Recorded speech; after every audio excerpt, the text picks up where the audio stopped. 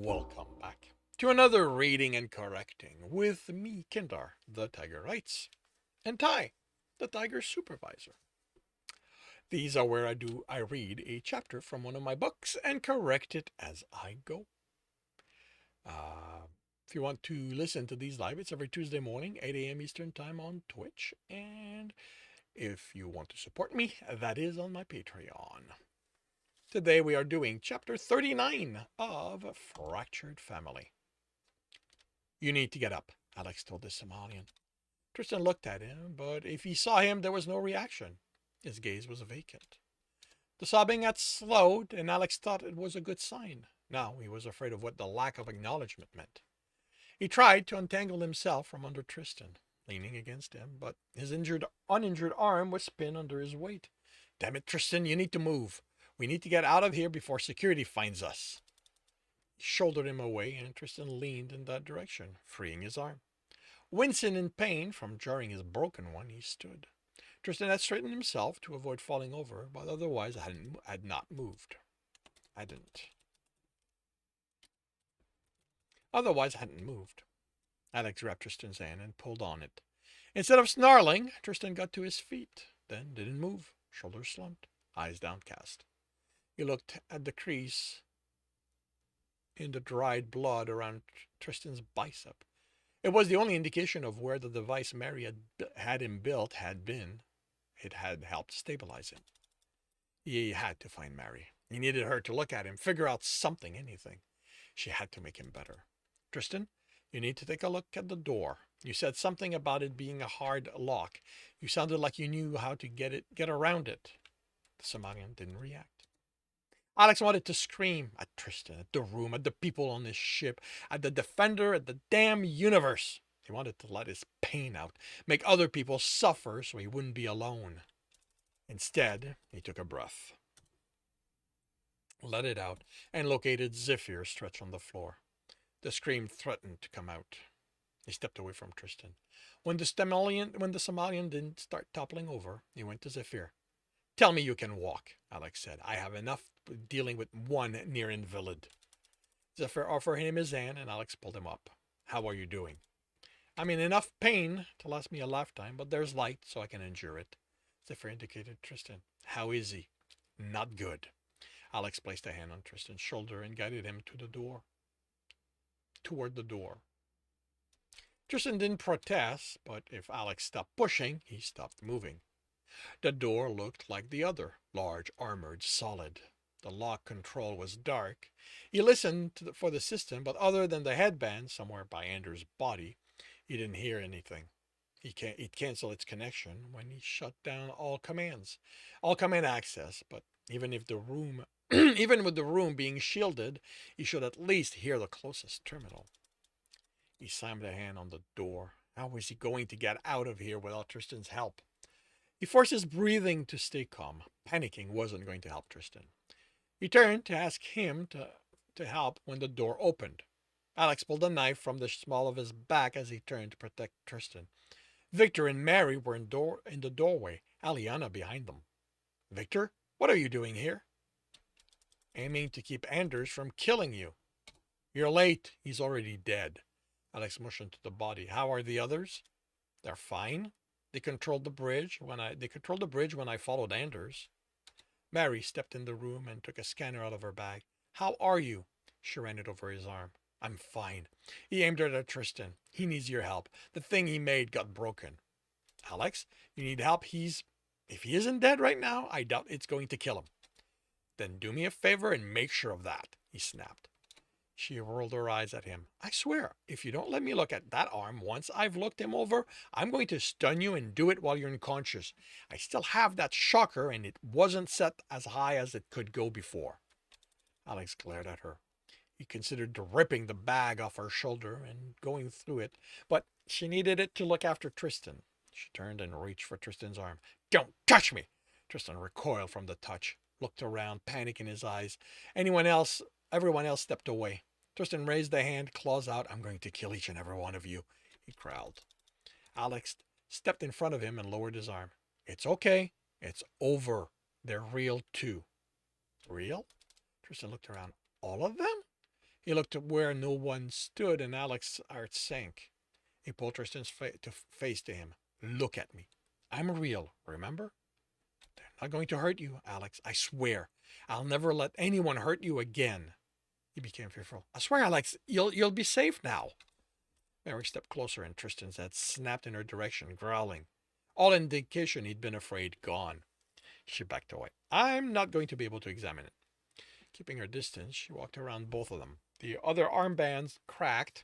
As thin as it was, that was probably enough to shut it down. What does that mean? Alex kept his eyes on Tristan's face. Without a threat, he was looking around again, like he expected threats everywhere, or like he was seeing them. It means that while I was sort of joking when I said it, I'm not now. If he isn't dead right now, he probably won't die from the drugs left in his system. But there's no telling what his state of mind is going to be. They could make him even more erratic. I wouldn't get close to him. He isn't going to hurt me. I'd never hurt you, Tristan echoed. I know.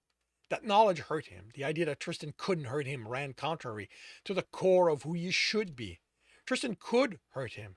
He was the only one with any right to do so.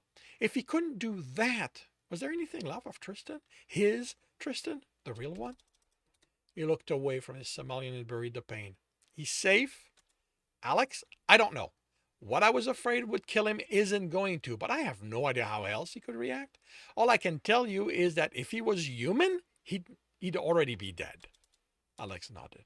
Then he's going to be safe. I didn't say, you know what? Fine. You're as delusional as he is, but if that's what it takes, yes, he's going to be fine. Now I need to look at your arm. Later. He led Tristan to a corner and had him sit. You need to stay here. He straightened, but Tristan grabbed his arm. Alex bit back the pain. He grabbed the broken arm. Don't go, Tristan pleaded, his grip tightening. Alex grabbed the fingers and loosened the grip while fighting to stay conscious. Please don't leave me alone again. When he was able to breathe, he forced a smile on. I'll be back. There's just a few things I need to take care of before we go home. Home? He became confused. Alex, where is... The confusion changed to panic. He took Tristan's hand in his. I'll take care of it. I just need you to stay here until I'm back. Can you do that? Here, Tristan said, then nodded. Now that the pain had passed, he fought the bile from rising. He was talking to Tristan as if he was a child, and it seemed to be working. Don't hurt anyone. Tristan's eyes hardened. I'm going to kill them. I'm going to kill them all, Alex. Not allies. We don't kill allies, just enemies, right? Tristan nodded, then frowned. How do I know what they are? How do I know what they are? Alex closed his eyes. They were dead. Whoever had done this to Tristan had better be dead already, because Alex was going to inflict so much pain on them they were going to wish they were. Tristan's hand tightened on his. He sounded on the verge of panicking. Alex, I was supposed to know. Shouldn't I have asked? So, Alex, was I supposed to know? Shouldn't I have asked? At least this time he was this good hand. Alex looked at him. No, it's okay. You know someone's an enemy because they attack you. Allies leave you alone. Tristan frowned. Are you sure? Yes, I am. Kill anyone who attacks you. Tristan nodded and relaxed, letting go of his hand. Victor was looking at him with concern as he turned to them. Aliena was talking in a hushed tone with Zephyr. Mary looked annoyed. Mary, go see to Zeph. If your kid doesn't... No. Mary, he has multiple, and you have a broken arm. Don't think I missed how you reacted when Tristan grabbed it. He doesn't know. She rolled her eyes. He doesn't realize what's going on. You said it yourself. He isn't rational. Fine, but I'm still seeing to your arm before anything else. Don't make me take out the stunner. You take that out, Mary. You take it out and I'll break it. Possibly your fingers at the same time. I have very little patience left, Mary. You brought me on to be your medic, so you're going to let me decide who is in more urgent need of my skills. I can't see to Tristan, so you're the next one. Just a minimum then. I have things to do and I don't want to wait. Take off the jacket, pull up the sleeve. If you can't, I'm going to have to cut it. Don't act too threateningly, Victor said. He nodded toward Tristan, who was looking at them without moving. Mary glanced there. Mary glanced as she took out her scanner and a wrap. What is he going to do? Kill me because I hurt his property? Yes, Alex replied flatly. He carefully took off his jacket. The light armor made it stiffer and pulled at his arm. Mary stared at him. I'm his. You're the one who has a problem with that, not me. I told you I'm perfectly happy with the relationship as it is, and in his current state, Tristan's possessiveness is much higher, so you should listen to Victor's advice. He considered the sleeve and let her cut it, then turned to Victor. I need you to keep an eye on Tristan. Keep your distance, but don't let him leave this room. Exactly how do you expect me to keep him from doing that? Even in his current state, he's still a killer. He looked at the door. I could. He trailed off when Victor raised an eyebrow. He couldn't lock them in.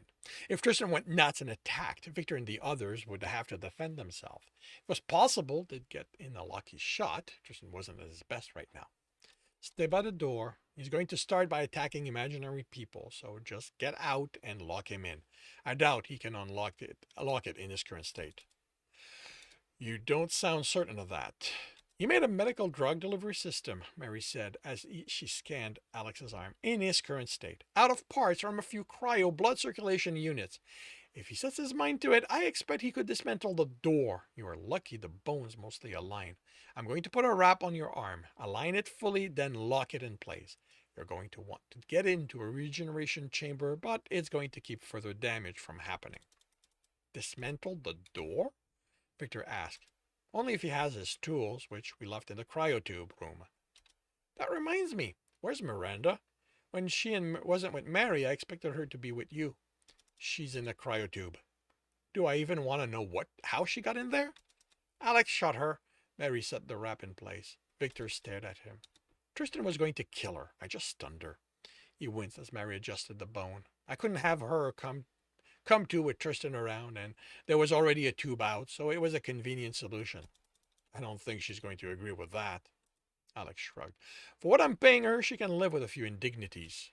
All done. Mary patted the wrap, and Alex didn't feel the touch through it. Don't get into any fight. This isn't rated for combat. Victor looked at Tristan, then Alex. You want me to look after Tristan, so you're going somewhere. Where? To the bridge, Alex said in a neutral tone, to check on Will. Keep them away from Tristan. Right, the bridge. Victor didn't believe him. So long as he did what he was told, Alex didn't care. I'm coming with you, Aliana said. With that arm, you're going to need help if someone attacks you. Alex nodded. You can say that you want to get back to Will, you know, Mary said. We'll all understand. Aliana blushed. Look, Victor said, there isn't a lot of security left, but most of them are composed of civilians being forced to do so by prisoners. Justin gave some of them jobs as guards. We ran into a few of them, Aliana said. I'm just saying, be careful. The crew didn't ask to be in this position. They're victims here. Alex nodded and walked around, feeling Zephyr's eyes on him as he picked up his knives. As far as he was concerned, anyone who got in his way died. The bridge was active when Alex entered it. Murray was piloting, someone who was clearly one of the crew at his side, talking and pointing at screens. To Murray's annoyance. Carl and Barbara were watching the few other crew members on one side of the bridge, along with two guards, and the other two women were at different consoles, trying to get them to work, while Will and Tim were on their knees, working under them. Will? Alina said, and immediately William was on his feet, running at her. Barbara glanced in their direction, noticed Alex, and she snarled, grabbing a rifle. Will, Alex said, taking out a knife, mono edge. He'd taken the time to check them on the way. Will stopped halfway to them and looked around.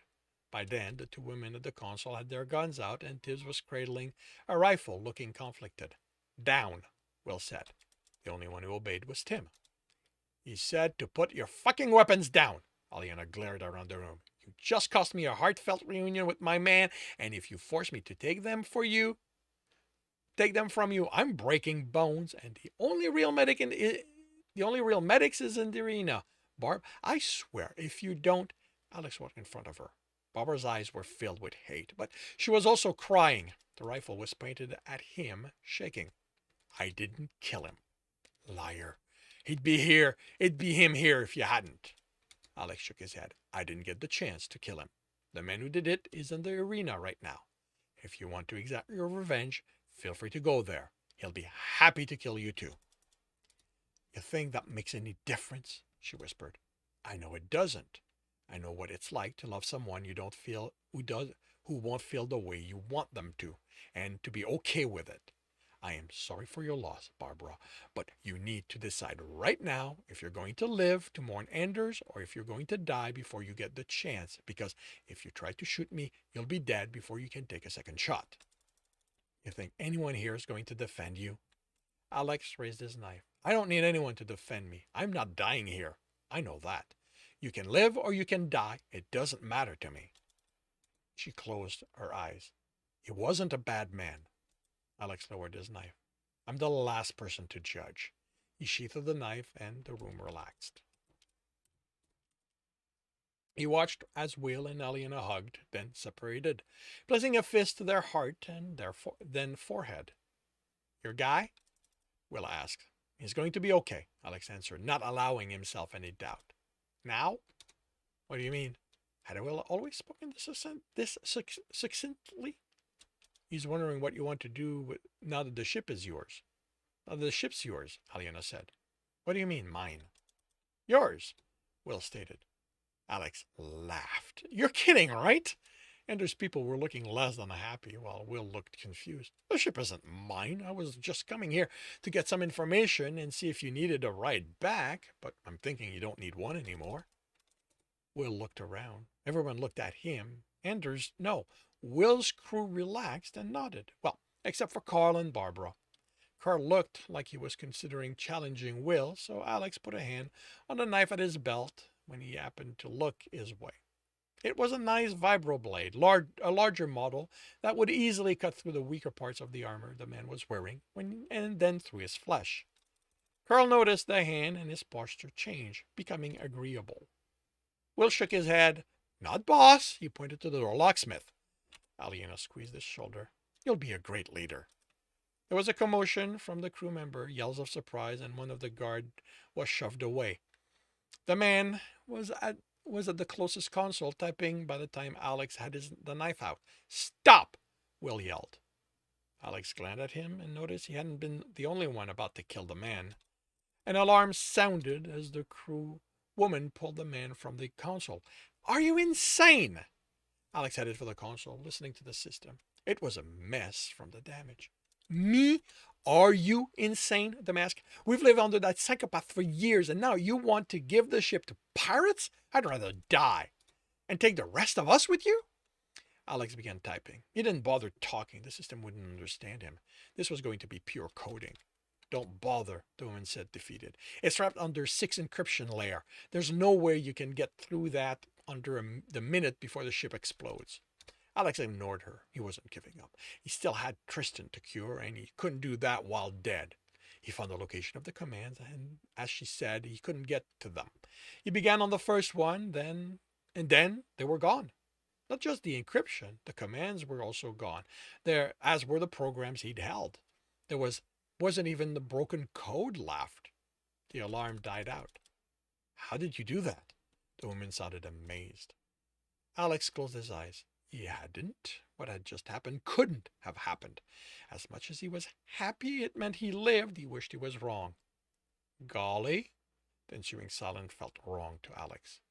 Hello, Alex. He swallowed hard. Where's Asir? Asir is busy. Anders' man had cut all comm system from the galley. It's what he'd said, and Alex had believed him. Still did. Anders was sufficiently afraid of what a coercionist could do that he wouldn't take any chances. Golly couldn't be talking to him right now, not unless the comms were back up, and if they were, Asir wouldn't be busy, she'd be here. Why? You would have died.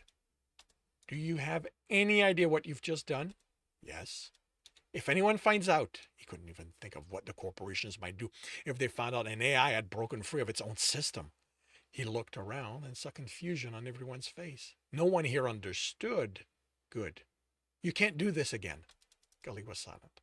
Golly, you need to go back and stay there. I can't order you, but you have to do it. for your own safety. I understand. Alex relaxed, but only a little. How long had Golly been inside the Sayatoga? He'd given Ashir access the moment he'd reached the terminal in the hangar. So, had Golly been in that early? If so, why hadn't it helped before? He had so many questions, and he'd never get answers. He couldn't contact the Golly ever again. Well, that was one crisis averted, so he took the knife off the console. Now, someone had to pay. He turned to the man who'd caused this and found Will in his way. Move. No. Will, get out of my way. The young man pointed to himself. Captain? Will, I swear if you don't. Captain! You asked louder. Yes, you're the fucking captain of the ship. Now move. Will pointed behind him to the man Alex had his sight on. Mine. What? Alex stared at Will. He couldn't seriously be thinking of protecting that man. Mine. Will, that man was going to kill everyone here. Tristan, you, Aliena, everyone. Ideal. Alex ground his teeth. He could go around him, kill the man. Will would hate him, but Alex didn't care about that. What would cause problem was the rest of his people would see that as usurping Will's authority, and they wouldn't take it kindly. If he had to kill all of them, Will would feel obligated to enact a revenge of some sort. Alex locked eyes with Will. You understand that he has to pay, right? If you don't make him pay, I will come back to do it. Will nodded. If you're not going to let me kill him, I doubt you're going to let me question any of them, so how about you get them to tell me what I want? What? I need the name of the person who pumped Tristan full of drugs. Will looked around at the woman who tried to stop their destruction. You know? She nodded. I do. And this concludes chapter 39 of Fractured Families. If you are enjoying this, please leave a like. If you want to know when the next chapter is going to be up, subscribe and hit the bell. If you want to read the book, the rest of the book, as well as all the others in the series, they are available at all major e-retailers. If you want a different way to support me, that is on my Patreon, where you can also get access to just about everything I've written. And if you want to listen to these live, it's every Tuesday morning, 8 a.m. Eastern Time on Twitch. The links are in the notes. And with that, I shall wish you a good day.